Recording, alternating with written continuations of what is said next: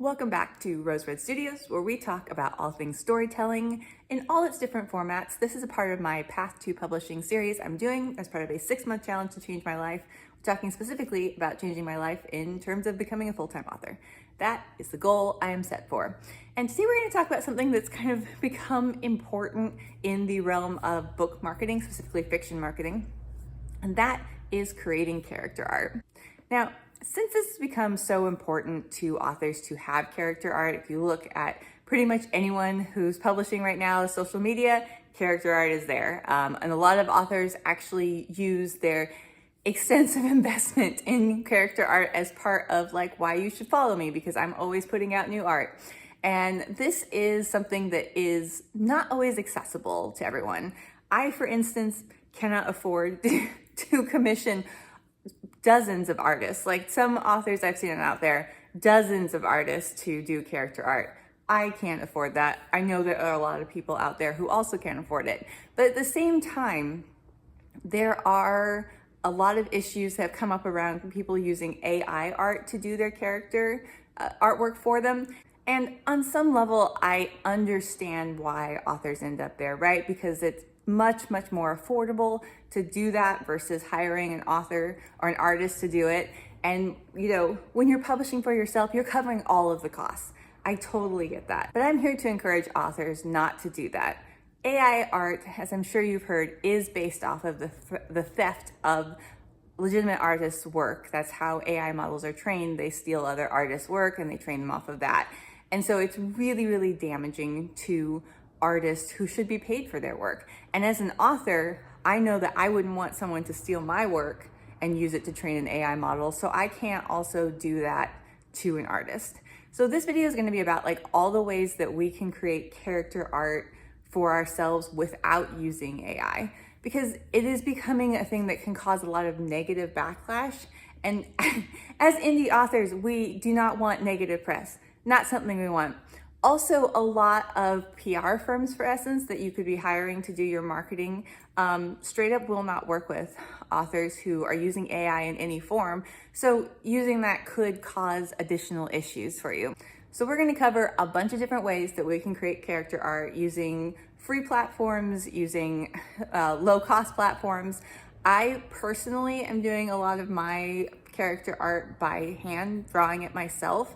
I am using a lot of tools to make that easier. I have practiced a lot. That is part of where I've gotten to in my art.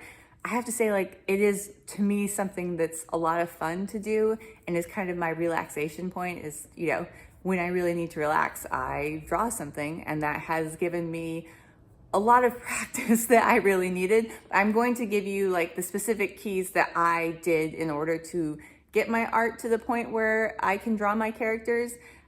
Trust me, I am not doing the incredible jobs that some of these artists out here are doing. I need references, I need body forms, I need models, I need all of it. So I'm not sitting here saying like, oh, just be a great artist. Like, trust me, I'm not a great artist. I need all the handicaps I can get to produce character art that I'm happy with. But it's not the only way we can create character art, the only way we can create designs around it. There are options out there today. So let's explore some ways we can create character art. I am going to start with the easiest and also potentially free version of how to create character art. This is Canva. I do have the pro version, which is about $12 a month, I believe.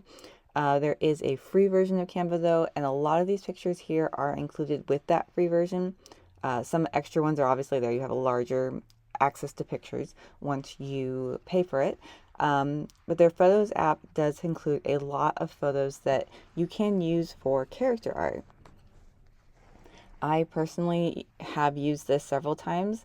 You can do a lot of different things with this. You can grab these images. You have a lot of options for editing them in the program. If you want to do black and white, if you want to do colors, if you want to, you can size them differently. They're easily sizable. And then you can put, book quotes over them, reviews, text from the book itself, like facts and figures about your character. For a lot of these, what I've done for myself, if I'm using them, I actually make the photograph a little bit larger, and so there's more just like a hint of the person rather than just the full face of the person. If you can see if I'm doing here. So you just kind of get like a hint of it. You're not fully showing what the character looks like. I like to do that a lot of times when I'm doing like overlays for quotes from the book, just to give like a hint or an atmosphere of what we're looking for.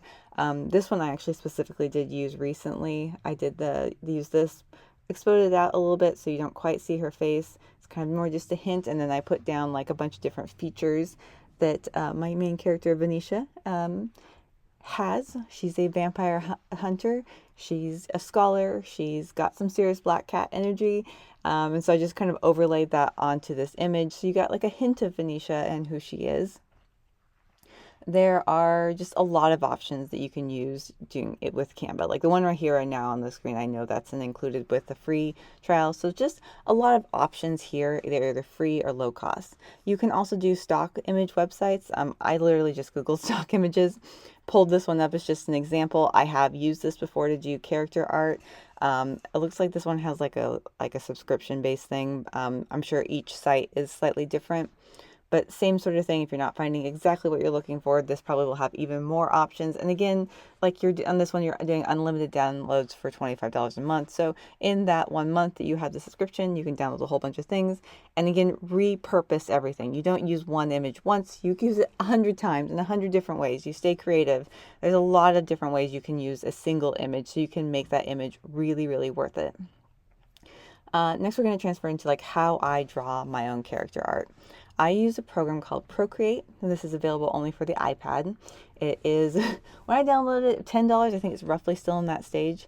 And it requires an Apple Pencil, which is about $100, but that is the investment there. And this program lets you draw digitally in pretty much any medium you want. Like you can do watercolor, you can do marker, you can colored pencil, you can do crayon. Whatever your style is, you can mimic that in this program. And it comes with a lot of free brushes in it already, so you can just hit the ground running, or you can buy extra brushes, which is what I did for this to help me specifically with anatomy. I struggle with anatomy, I just do. So I actually downloaded a brush pack. I think it was like $40. And it came with a lot of things, but the main thing it came with for me was it came with all of these stamps for different anatomy poses. So you basically just choose your stamp, you pick a color to set in, which is, it's going to be like an undersketch, so I don't worry too much about that. Then you just stamp the screen, or just tap the screen with your pencil or your finger. Pose comes up, and then you can draw your characters over this. So this just like helps me not get like over anxious about the poses. I can just start with that, go from there, can draw on top of this. That's one way that makes it easy for myself. Now, in terms of like learning itself how to draw people, I actually did that. I did the Inktober challenge, which is you draw a prompt for 31 days of October. And what I did was gave myself the challenge of drawing people for 31 days. I did the prompts. I just did like, that was like the theme. And I tried every different style imaginable. I kept it very simple. I just did a black outline with maybe a little bit of color. I didn't really hang up on the color or anything like that. I was just practicing drawing people for 31 days. And again, I'm doing it very simply, so it was really just an hour a day of me practicing like this, which that seems like a lot. I know it is, but we're trying to learn to market our books, and we got to do what we got to do, right?